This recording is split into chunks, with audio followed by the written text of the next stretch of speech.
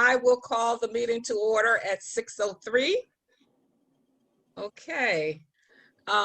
We have the full board present tonight. So we have Mr. Green, Dr. Gershio, Ms. McClellan, Sister Patrice, Mr. Williams, Mr. Waters, and myself. So thank you all for being present tonight. At this time, we will look at the minutes from the July 28th meeting.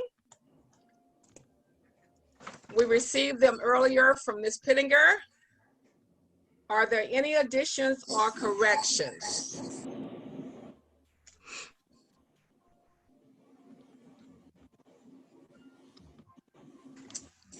I don't see any hands raised or comments, so no additions or corrections. Okay. May I have a motion to accept the minutes of July 28th? So moved. Okay, I'll second. Ms. Green and Ms. McClellan, seconded. Thank you very much. All in favor, aye. Aye. Aye. Opposed? The ayes have it, the motion carries. Okay. We will consider proceedings. We'll look at any other business we have to do tonight and do the case reviews after we have my report. And really, I don't have much to say. Ms. Pittinger is going to mention some of the things we've been working on up to this point and give us an update. So that was what I had asked her about earlier in a conversation with her. So I'm just going to go to the executive director's report. So Ms. Pittinger, you're up. Thank you, Madam Chair. Good evening, everyone. It's nice to see everybody. I hope you had a nice break and everybody's here. So we're still dodging COVID. That's encouraging. I'm making an assumption that in October, when you ordinarily receive your calendar, your meeting calendar, that we will highlight a couple of zones as we have been doing, but presumably we'll stay on Zoom. Is that the board's wish? I think that's the best thing for now until we know more about what's going on with the vaccine anyway. Yeah. Okay, well, we'll give you the regular meeting calendar in October for your approval, and we'll go from there. But we'll keep the Zoom connection alive. And no matter if we do go back to meeting and physically, then we can always keep the Zoom anyway, because it's our way to get out there into the community and be accessible to the community at large. A little bit of an unusual idea for tonight's meeting, or for my report anyway. We've spoken in the past about having a more website friendly or community engaging presence. And through, I think Mr. Waters, you've been mostly the strongest advocate for using the internet to engage with the community as it being contemporary mode of communication. And it's not practical or appropriate for us to engage in a CPRB blog or something of that nature, simply because of your requirement to remain impartial, and your opinions are your opinions, and we can't be engaging in arguments and controversial matters that may influence a case in front of you.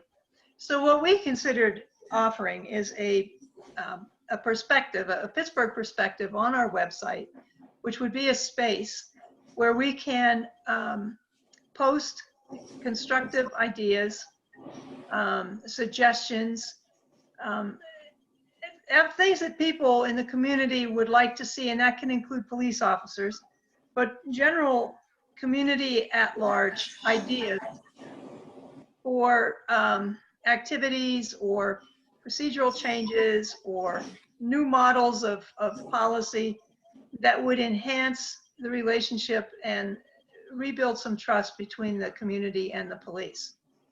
And in that vein, Mr. Bosetti, who is, you can see he's on the screen, Mr. Bosetti has some creative ideas. And I thought if he could share those with you, and we could begin our Pittsburgh perspectives by hearing from him and placing his documents and his ideas in our space as the inaugural postings, and get some feedback. And if it looks like his ideas are enticing to the community at large, we can discuss it further in October if you would like to pursue something, endorse something, to move forward with something, whatever. But I thought it would be it would be a good opportunity and a good use of your time tonight. So Mr. Bosetti, if you would like to give your presentation. Thank you for coming, by the way. Good evening to all of you. Thank you for having me. There were two ideas I had. I've been freelance writing since I retired in 2011. Actually, I've been doing it before that, just doing a lot more of it now that I've retired. There was a concept called the Neighborhood Response Team. It's been around for quite a while, starting in 2000 by Janet Reno, before she became the United States Attorney General. Started this in Miami-Dade. It really took off down there. Within about the first 10 years, between 2000 and 2010, it grew to multiple units over all 3 shifts, and is still doing well in various parts of the country. I proposed the idea to Chief Harper in 2011. Ed Gainey, state representative, was there. Carol Washington from the North Shore Community Alliance. Everybody liked the idea, and it looked like we were going to start it in Pittsburgh. And there was some personnel difficulties. Chief Harper left. I retired, and it just fell through the cosmic cracks. But in a nutshell, here's the idea. I have the initial report that we gave to the chief in 2011. Here are 2 key paragraphs from that, and I think that'll give you a pretty good working idea. Essentially, the neighborhood response team consists of a police officer, a psychiatric social worker, public health nurse, representatives from public housing, the Bureau of Building Inspections, the public schools, and the district attorney's office. An officer transports the team to meetings with concerned citizens in neighborhoods of the city that most require information on quality of life issues, especially the early signs of narcotic activity and use, problem properties, emerging signs of violent behavior in any child in the neighborhood. The goal is to identify adverse physical conditions and social pathology at the earliest opportunity, and with regard to violent youth, implement corrective measures when they are most effective prior to the teenage years. This was especially effective down there, as I'm sure most of you know. When a child starts exhibiting violent signs, corrective experiences can work, but if they go beyond the formative years and it gets to be 18, they don't work that well.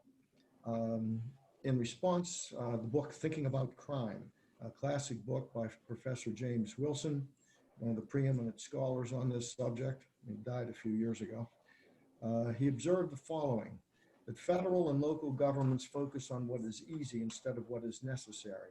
Statistical, programmatic control of police behavior, sentencing guidelines, management of the criminal justice system, which have only a limited influence on the crime rate.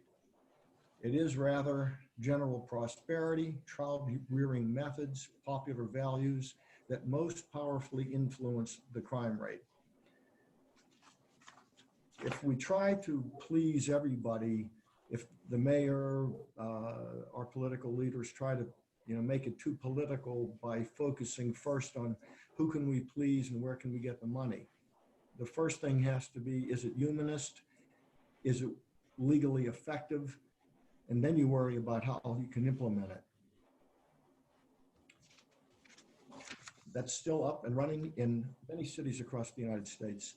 It's helpful. It's very easy to go because we have a lot of the people we need are already on the payroll. And we can work with county mental health on it. We can get into more detail about that, but the main thing I wanted to get across tonight was that particular group of people that are driven by a police officer to the community. They don't have to go anywhere. And of course, the cop, it's a big learning experience for the cop who's running this. He gets to be the conduit through the DA, building inspections, etc.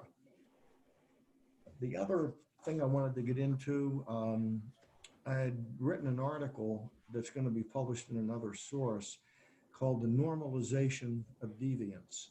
It's a sociological term and kind of where we're at right now across the country. Once upon a time, we never would have tolerated a number of the things that we're tolerating right now in a variety of American cities. But the lack of credibility that many communities have in the police, some with very good cause. Two of the main reasons that occurs that we have not addressed, a bunch of reasons, but two of the big ones are a lack of socialization in who we hire and political influence of the criminal justice system as a remedy. And this too has been done, variations on a theme across the country. There's a concept called public witness, where one lawyer for the police, another for the public at large, have an office where they review in the public forum critical steps in each investigation, each controversial, troublesome investigation. Their power is the First Amendment. That's it. Therefore, they have no power they can abuse. Documentations on arrest, reports, search warrants, use of force, everything that is public information is analyzed by these two attorneys and then reported to the public who can ask questions. When they gather documents, it'll be in the presence of two reporters. Copies are made. They can't be altered later on. Any questions about what is legal, what isn't? For instance, the stop and grab arrest. How long has that been around? People thought that was a kidnapping. Actually, it's been around for about 50 years and was court approved. That doesn't mean you can run rampant with it. There are guidelines like with everything else. But a lot of the accusations that are made about use of force, use of cameras, audio recordings, this would be a chance to have it reported as soon as it is legally viable. And by that, I mean as soon as it does not bang heads with a discovery process or compromise Brady material for a court case. Variations on this theme have been around for quite a while, and they can answer a lot of the questions that for years have gone unanswered. Here in Pittsburgh, some of the key questions, issues that could have been answered that are not. We have officers, and by the way, these instances are very rare. They are nowhere near as common as some of the more radical complainants state. Otherwise, we certainly would have heard about it by now in much greater detail. But cops competing for the most DUI arrests, even when their overtime pay grossly exceeded their salary. No one explains to MAD that they should reward convictions by a court, not the number of untested arrests. Is it really ethical for internal affairs to submit police misconduct complaints to a city law department when it is that department's job to limit liability? Why would a law department okay a chief's orders that violated civil rights of officers, cost millions of dollars to the city in tax dollars? And why did the ACLU, rather than the FOP, wind up representing those officers? Now, that's just some of the stuff that's going on that's cost millions in tax dollars that certainly could have been put to better use, and we still don't have an answer for it. If we could establish the two attorneys, the cost that we save would more than make up for anything spent on this. We have spent about $3 million just on one of the things that I issued here, and that's to litigate a screw up. Getting the information, talk about transparency, and one other key possibility with the public witness it makes a civil RICO possible. In the past, that's been terribly difficult. If any community organization or group wanted to sue officials for their conduct, the local government controls all the data that they need. The public witness could facilitate the release of that information along with analysis. And finally, keep in mind this process analyzes public information and the criminal justice system. It does not make public judgments about individuals. That's not its place. So that's it in a nutshell. I won't take any more time. If anybody has any questions now or later, I'd do my best to answer them. Thank you for your attention.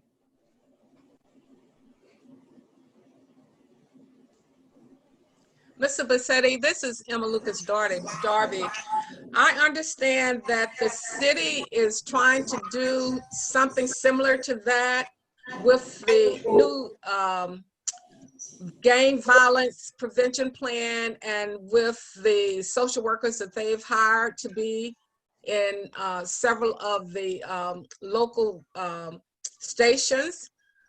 As well as work with the new office that he has set up. But I can see some of what you're proposing goes a little beyond that in terms of more preventative, because that seems to be the major focus of especially the response team. But I'm saying that to wonder whether or not we have a lot of pieces already in place, and working with the city, we can, you know, maybe more directly encourage them to do some of the preventive kinds of things that you're suggesting. Yeah, I tried my best to check around, and there's a lot I'm not sure of, like, for instance, everything that the mayor's task force is doing. By the way, I advised Tim Stevens of this, where he and I have talked, and Sure. I know that they have some interest using social workers. To the best of my knowledge at this point, there is nothing that comprehensive. We're Okay. building, inspectors, public school personnel, social work, psychiatric social workers. Right. You know, so we'll see about that. But if it's possible to integrate, I mean, certainly that's fine. I mean, the more the merrier. Mm-hmm. The other thing I liked about the dual presentation is that the NRT is proactive, the public witness is reactive. So it's sort of like a two-front war against our problems. Okay, thank you.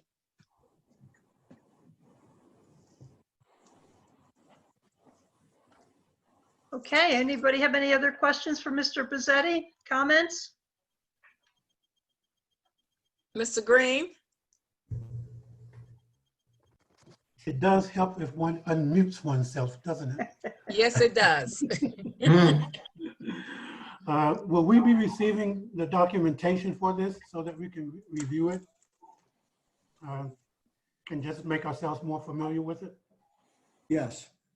The entire article on the normalization of deviance and can a public witness be an answer to that, and the report I gave to Chief Harper, plus a little bit of some background memos to flood the issues, where we were then and where we are now. All of those will be posted. And then we can, if you guys are interested, if anybody else is, you know, we can have a future meeting to go over nuts and bolts, if there's enough interest. Okay, thank you.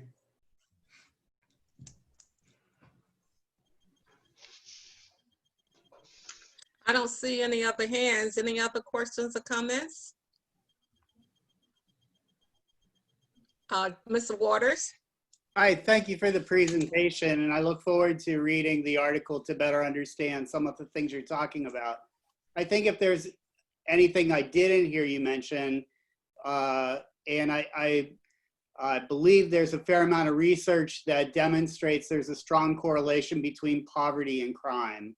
And I want to better understand this notion of deviance that you raise, but I really want to stress that I think one of the ways that we can decrease crime is by mechanisms taken by the city, the county, or the state to help eliminate poverty.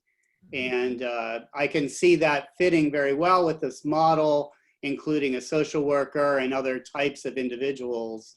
I want to make sure that poverty. Yeah, that's the NRT, that's their top priority. And it's not just social work and psychiatric conditions for violence. As a patrolman, I remember going in, a woman saw pink foam coming out of her son's mouth. I went with the medics to answer that call. She had no idea that that was the sign of congestive heart failure due to cocaine overdose. She did not know that. She waited too long. We got there, he was dead. But the signs to look for, by the way, none of this is arrest oriented at all. That's not, the NRT's all. Things like that example about congestive heart failure. I've seen that about at least 10 times in the last 5 years before I retired. There's people just didn't know what that meant. And to clear up a little bit, we've had issues where a crime, let's say it's election fraud, okay? And somebody finds out about it and they give it to the city law department. But election fraud is a crime. It should go to the district attorney's office. And that's what I meant. I didn't mean social deviance per se, as much as deviance from the strict interpretation of law. And even when you have something like that, it's deviance whenever the law department doesn't say, hey, this should go to the DA. And the DA doesn't say, wait a minute, that belongs in our bailiwick. That's political influence causing deviance from the norm. Okay, other comments or questions? Okay, Ms. Pittinger, you can continue. Thank you, Dr. Darby. Thank you, Chuck. Our intake for this up to today, we have 206 complaints filed. Of those, we have 3 that were executive director initiated, 19 that were for general service, 16 that were out of jurisdiction, and 6 that were exceeded the time limit for which the person could file a complaint. You have been patiently awaiting a scheduling invitation for a public hearing to review the policies related to alcohol consumption, use of force, and plainclothes police activities.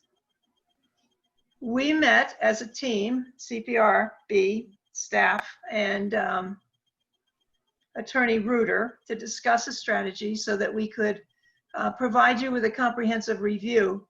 Mr. Reuter and Mr. Ward and I are hoping to meet in the near future, hopefully maybe this week or into early next week, to be sure that we stay within the legal parameters, because we don't want to expose all of this at the expense of perhaps violating somebody's due process, whether it's the victim or it's the officers that were involved, or the witnesses, or the bar owner. As you know, there are several lawsuits that are active related to this case. So we're going to meet and make sure that our strategy is appropriate, and then we'll be back with a scheduling invitation. I think from last time we discussed it, it looked like most of you want to participate in that panel. So, as soon as we feel good about our strategy, we will solicit your availability to schedule the meeting. We met with Trans Uniting. We meet every Monday, Wednesday, and Friday. 12:30 is the generally appointed time. And we invited representatives from Trans Uniting to join us 2 weeks ago, I guess it was, and then to come back this past Friday, where we intended to meet with them as well as representatives from the Human Relations Commission. And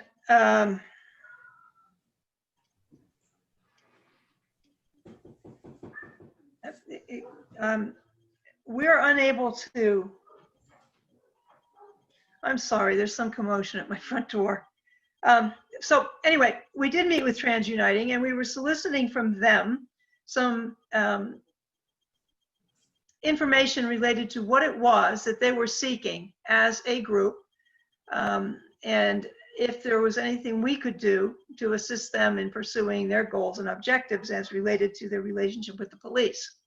They do seem to have a very friendly relationship with the Civil Action Unit, or the Civil Affairs Unit, I believe is the Bureau's name for that team. But they're more concerned with the general patrol officers and the reaction that the transgender community seems to commonly experience when they encounter regular patrol. Last Friday, we had expected them to join us again, but they didn't. We're not quite sure why. We are going to continue to try to develop that relationship and reach out to other known groups in the community that have been protesting recently. The Black, Young, and Educated group, they have a targeted goal. They wish to have the state statute related to the use of force be amended. A lot of debate, a lot of discussion about that, but that seems to be their primary focus. And we've reached out to them. I believe Ms. Bridget has been attempting to communicate so we could invite them to one of our Monday, Wednesday, or Friday meetings. That we're trying to establish some liaison with the groups that have been most vocal and consistent in terms of being in the public eye, seeking redress of government, just so we better understand what their objectives are.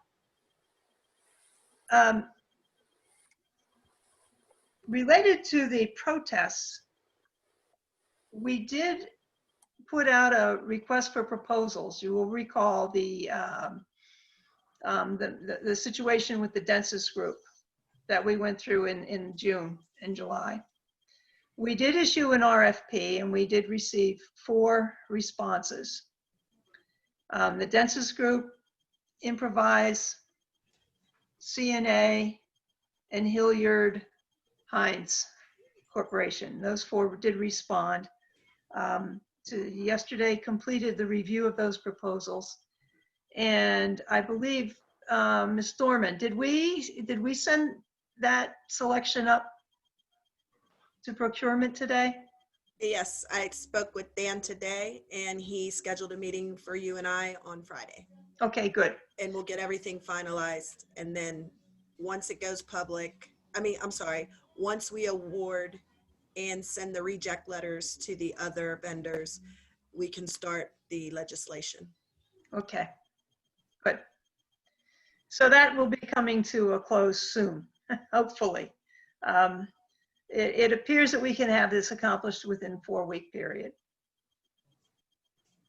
at least according to the proposals we received. Today, City Council did adopt an ordinance limiting the acquisition and use of facial recognition by the Pittsburgh Bureau of Police. And late reports today indicated the mayor is going to sign that. You'll recall that there was a group from CMU that came to you last year with their concerns about predictive policing and facial recognition technology. It appears that the facial recognition has been limited by ordinance. Predictive policing, the Bureau did abandon that a while ago. They stepped away because there was some controversy around the algorithms and all that. It's not something that we have stopped looking at. Again, it's just a matter of being able to prioritize our research and understanding, what the best practices are today and where do we stand in Pittsburgh, and what do our young friends out there in CMU, are they satisfied with this, or are they seeking more? Mr. Elwood has worked closely with them in the last year. So we don't have, it's too soon to have any feedback from them, but when we do, we'll pass that along to you and let you know if there's something we would like you to consider policy-wise related to facial recognition or predictive policing. I did provide to you the testimony that I sent down to the Judiciary Committee of the State House. If you had a chance to read it, if you have any questions, I'm happy to answer. But in a nutshell, I pretty much promoted a change in the way we train our police officers and what the minimum training should look like before they come out into law enforcement practice. The other topic was accreditation. Accreditation is very important because it does tend to put some consistency in practices.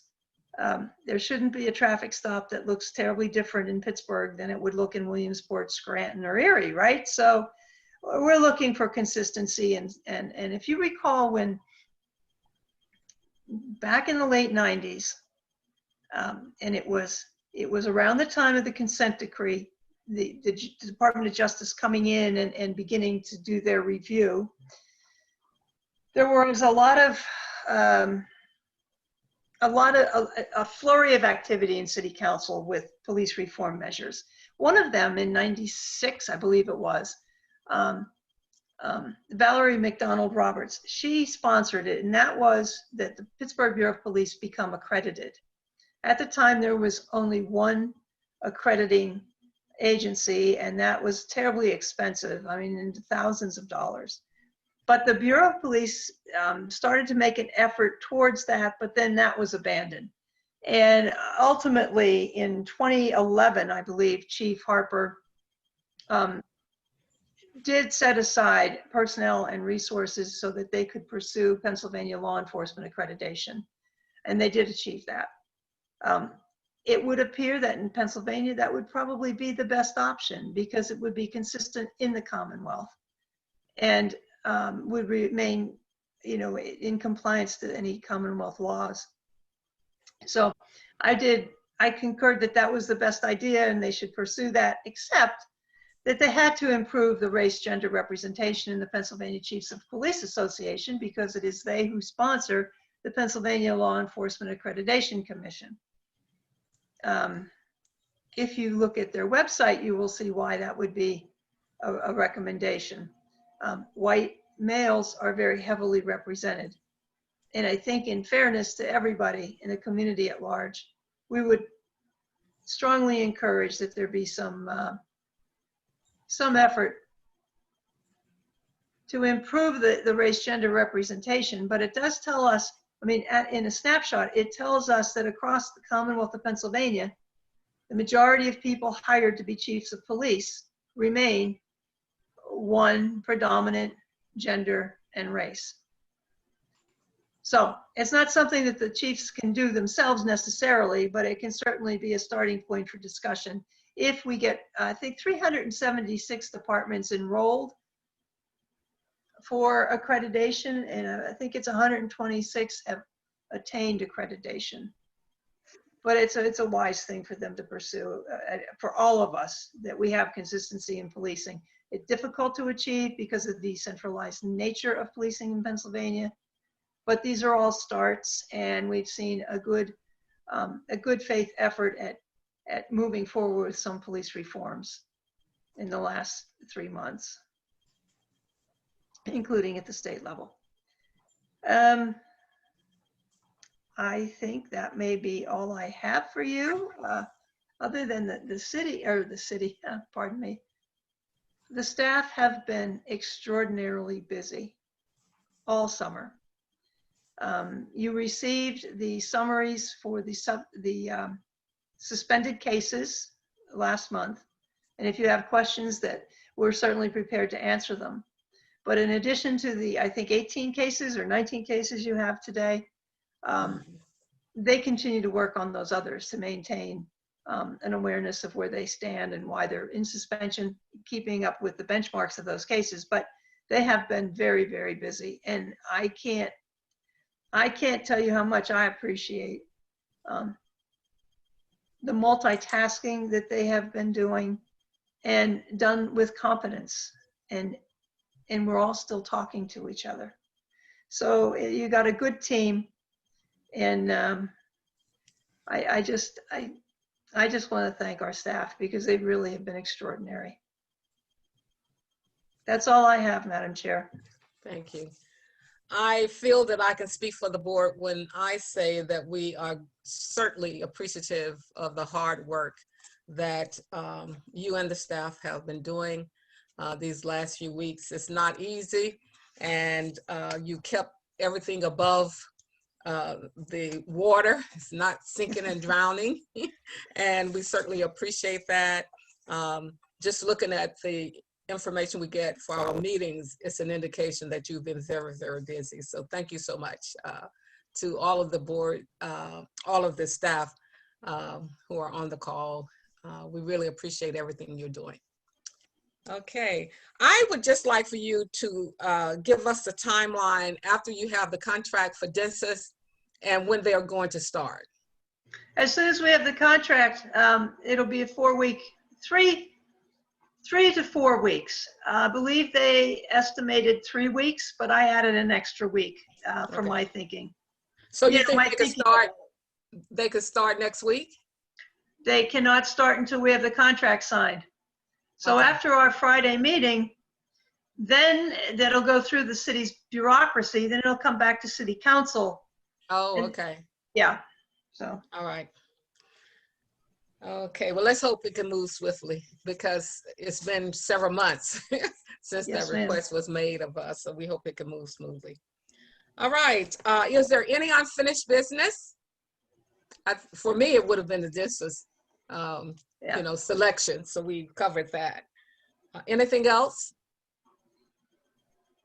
Mr. Waters? I'm not sure this is so much unfinished business, but a question about your report.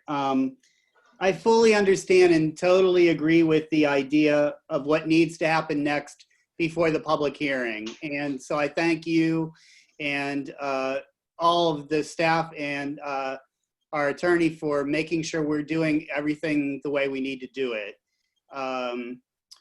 I think that's a hallmark of how we usually work, and I'm so glad to see us continue that. I do also think, though, there are a lot of people out there that are wondering, and it may be that there's nothing we can say, but I'm wondering if there is anything that we could say publicly, even to simply assure people that this is not a project that's fallen off our radar. It's something that we're taking very seriously. So I acknowledge that there may not be anything we can say, but if there is, I'm wondering if we can say something. Mr. Waters, you will recall that some of the delay is related to our effort to obtain documents through the subpoena we issued. Those documents have still not come to us. Okay. And I think part of our strategic discussion will be how to treat that omission or absence of documents, or whatever you want to call it, as maybe it just means they plain old don't have them. They could tell us they don't have them, but they've not done that either. And so we want to be sure moving forward that we're good and tight about what we have, what we don't have, and if there's anything that we really need. At this point, I don't believe there is. I think we have all we need. I truly do, because if they haven't given it to us, then it's probably because they don't have it. And so that in and of itself is an answer. Okay. But that's why we wanted to meet with Mr. Ward and then come back to you with an availability. Thank you. Okay. Anything else on the unfinished business?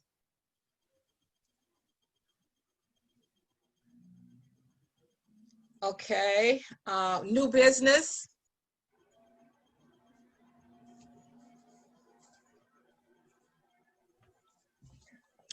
If there's no new business, we'll move to the case reviews.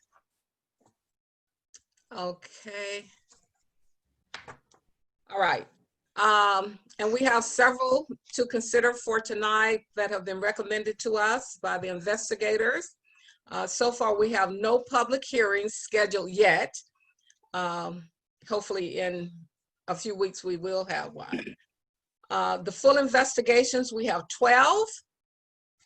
They are case 3720, 4120, 5720, 7220, 12220, 13020, 13620, 13820, 15020, 17020, 19020, 19920. So those are the cases we have for full investigation.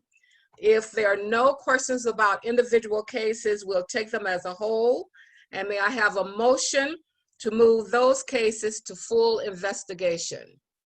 I so move. Second. Ms. McClellan seconded.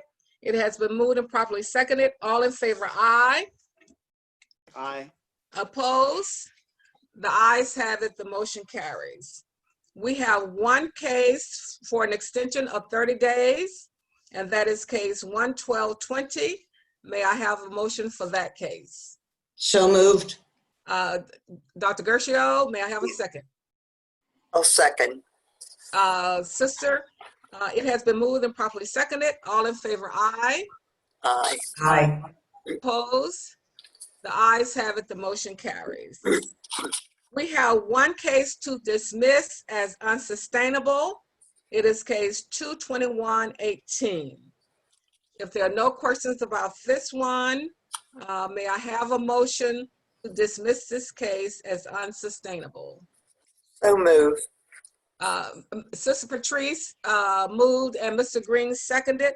All in favor, aye. Aye. Opposed? The ayes have it, the motion carries.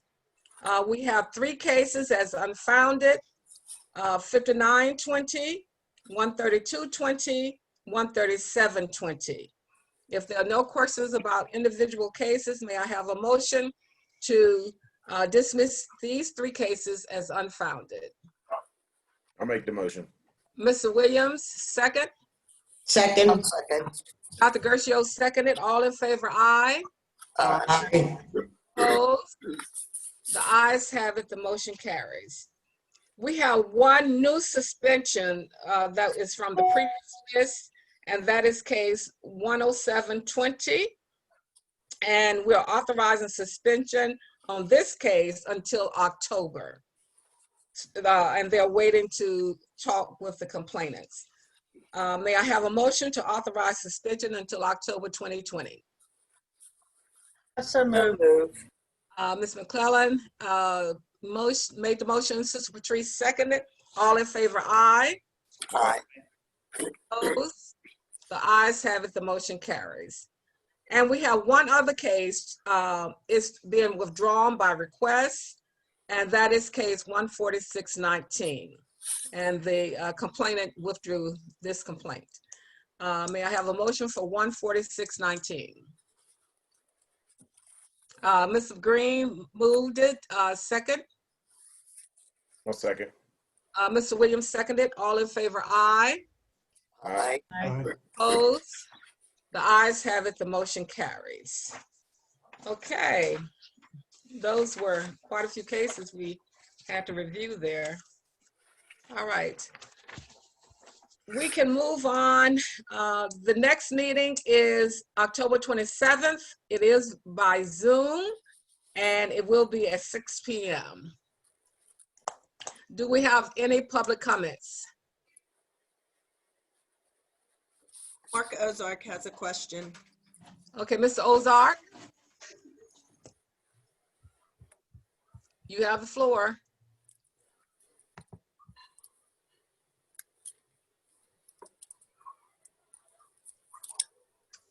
Okay. Let me Oh, check. Typing it in Trish. the chat. Yes, it's in the track. It's Trish with the question. Go ahead, Tris.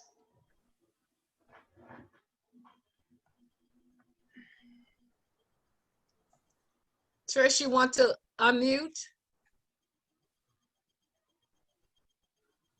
And Mr. Lord is on.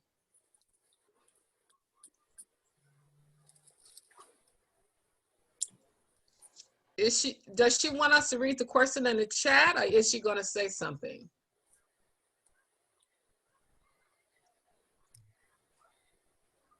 Oh, they have no microphone. So the question is,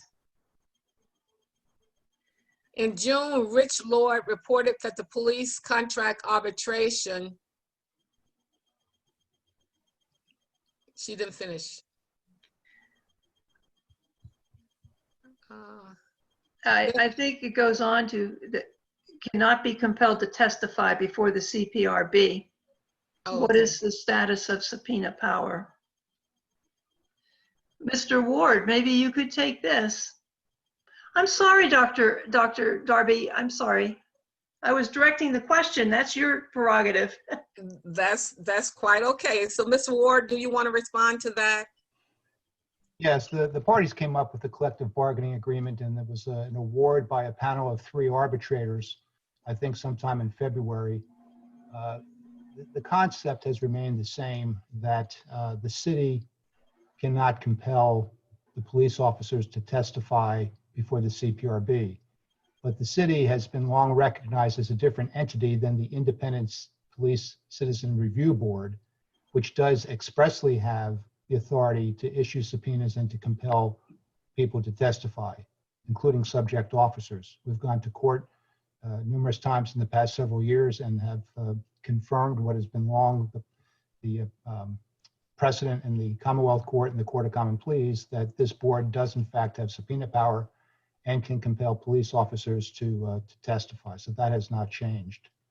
I will note also that on the November 2020 general election, the referendum that will be presented for the public consideration reaffirms this express subpoena power through the revision to the Home Rule Charter. So I think it's even going to be stronger. Okay. I believe April has a question. Yeah, I saw something pop up. April, are you there?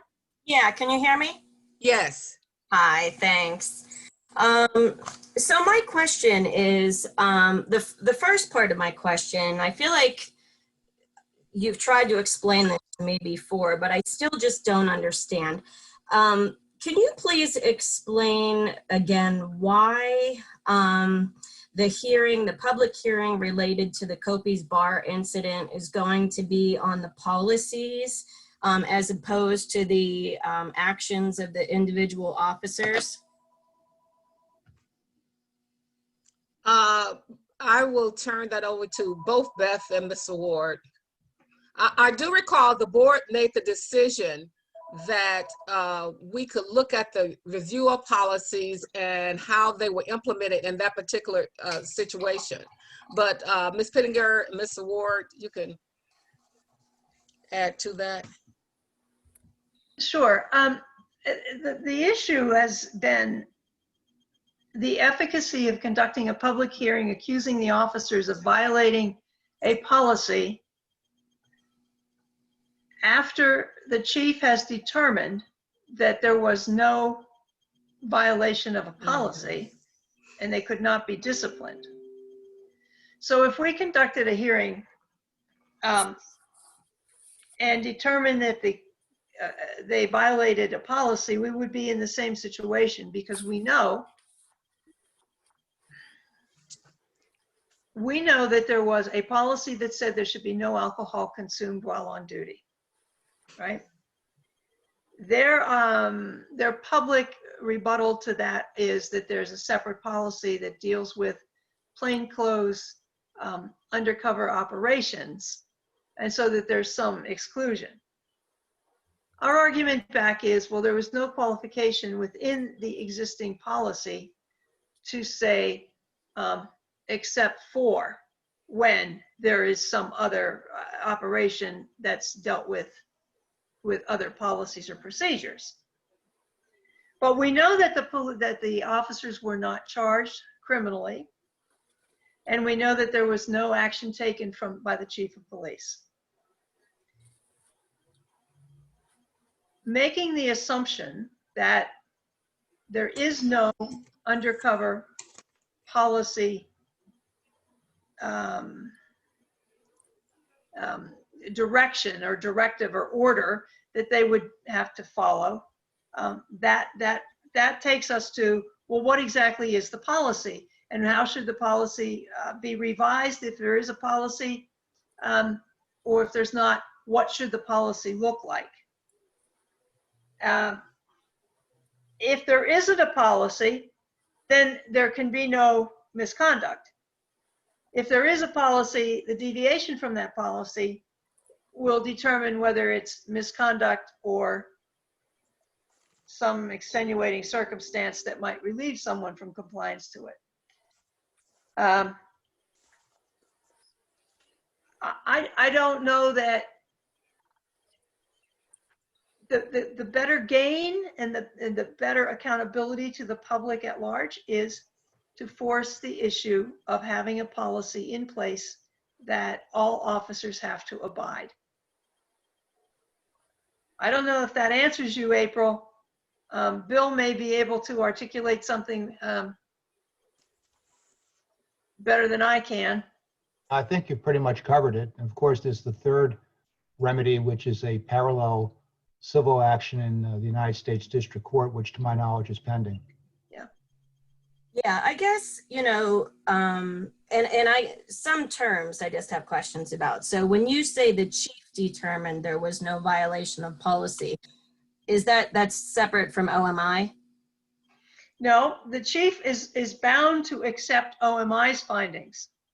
Okay, because, you know, it's actually nice, I think, that Rich Lord is on here tonight. He published an article in Public Source on August 7th where he talked about the efficiency of OMI. And he noted in there that in 2019, there were 27 complaints related to use of force. Of those, 2 were sustained, and the outcome was there was 1 officer that received a verbal reprimand. So to me, that kind of shows OMI, from my standpoint, is maybe useless. Now, if they're useless and they're not doing a good job, then what is a victim of the police supposed to do if OMI finds that there was no problem, like apparently they do most of the time?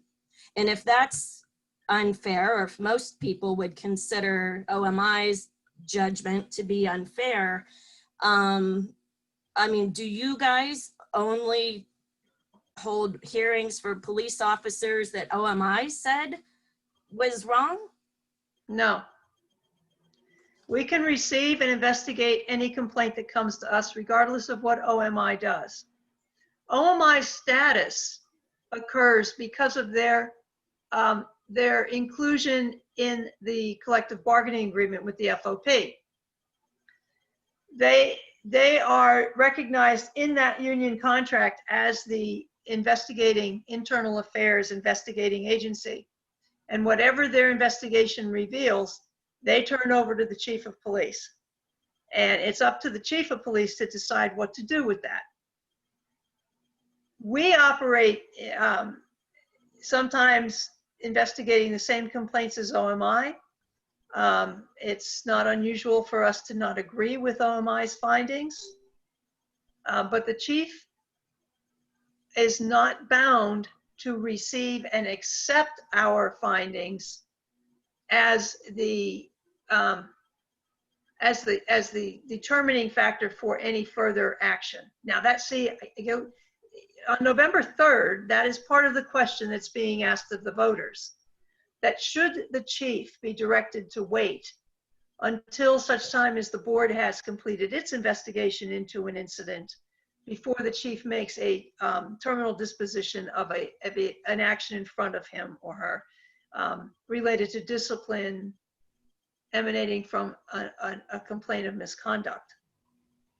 Now, if that passes, we will be under a lot of pressure to produce our findings within the time frame that the chief is permitted under the contract to act on an investigation into a complaint of misconduct.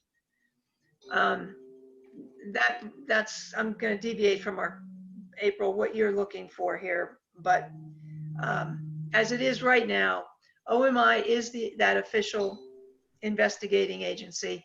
They give the chiefs their findings, and then the chief can decide. The chief will always retain the discretion to take an action or not take an action under the collective bargaining agreement. We have nothing to do with what OMI does, nor they have nothing to do with what we do. Well, I appreciate you trying to answer that for me. I mean, to be honest, I'm still a little confused. I mean, I feel like there's something big wrong and missing that's not being addressed. I mean, I think, just as a member of the public, like I would think it would be so helpful to have some way that this could be addressed other than a civil lawsuit. Well, the only way that those people involved in a civil lawsuit are going to be made whole is through that civil lawsuit. There isn't. If you look at the examples in the city of Pittsburgh in recent years, we're at a loss to explain it as well. What happened at Coppy's Bar, compare that to what happened over at Heinz Field with former officer Matakovich. Matakovich went to jail for 2 years. These guys, these officers in the Coppy's Bar, they were not even criminally charged. And whose job is that? That's the district attorney's job. That's not OMI. That's not the chief of police. That's not CPRB. That's the district attorney's job, to hold accountable people who violate the laws. And so the district attorney decided that they weren't chargeable. I personally don't see the distinction between what happened at Coppy's Bar and what happened at Heinz Field. And you see where the scales aren't balancing there. One ex-cop goes to jail, and we have other cops that are still on the job for an egregious incident. So where do we get the best and do the most good is to look at how do we make sure that what those officers did that night was, one, against standard operating procedure, and two, procedures and policies are put in place that will prevent any other officer from doing and engaging in similar behavior in the future without the fear of receiving some discipline if they choose to do so. To say that for us to determine that, well, there was misconduct or there wasn't misconduct, that would be very limited in scope. And so it doesn't expand out to saying, the rest of you pay attention because this behavior will not be acceptable. And that's where we're going with that, April. Okay, so thank you for the thorough response. Is there no way that they'll be held accountable at this point, and except possibly through a civil lawsuit? Right, that's true. The civil lawsuit will be the accountability in this case. And then we can go on to further inequities where they're scary that they're still on the force. Right. It's very, very scary to me. And I'm glad, if there's nothing else you can do, I appreciate that you feel like maybe having this hearing with the policies will prevent it from happening in the future. April, just to tie that all up, they're also way beyond the time frame within the contract with the FOP and the city where the chief could do anything terminal. But he didn't, he never did. That's right, he didn't. Everyone saw the video and he didn't do anything. Yeah. Okay. All right, April, thank you for, probing that. It's a discussion we have had, and hopefully the hearing we will be able to schedule in the future will give us a little more of exactly what the policy could be, since presently they say one does not exist. All right, thank you. Okay. All right. Anyone else for public comment? Mr. Bosetti? You are on, you have to You have to mute. Unmute. Yeah, Unmute we'll have yourself. to help him with that.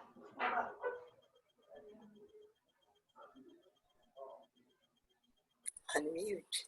Yeah, now. Can you hear me now? Okay. Speak as loudly as possible, Little please. hotter. Okay. Can you hear me now? That's better. Okay, I'll get closer. What I have to say is very brief anyway. A public witness that I was talking about earlier could not help punish anybody, but it could answer those questions. A lot of the documents that will go into that are public record. Only intense investigatory stuff can stay private, but even that would come out in a trial, okay? But policies, who did what, when, interviews, testimony from the preliminary hearing, all of that is public record. The public witness would be entitled to it and could then give an analysis. And from their analysis, you can draw the obvious conclusions. Okay, thank you very much. Mr. Waters? I'd just like to remind everyone about the importance of voting in every election. The case that we're talking about is very tragic in many, many regards. Lots of pieces to it. I was very interested in a public hearing, partly because a public hearing would help us get as many pieces of it out into the public record as possible. And I still feel that that is a value to us having a public hearing when we get there. But simply holding police officers accountable doesn't fix problems in our entire criminal justice system. And electing and how you vote in elections has an impact. And so I just want to encourage everyone to remember the importance of voting. Thank you very much. Other comments? Okay. If there is nothing else for tonight's meeting, I'll take a motion to adjourn. So moved. Mr. Green, second. A second. Ms. McClellan, all in favor, aye. Aye. Opposed? The ayes have it. Be safe, everyone, and we will keep you up to date as things happen in between meetings. So take care. Thank Good you. night. Good night, Good everyone. night, all. Good night, everybody. Night. Good night.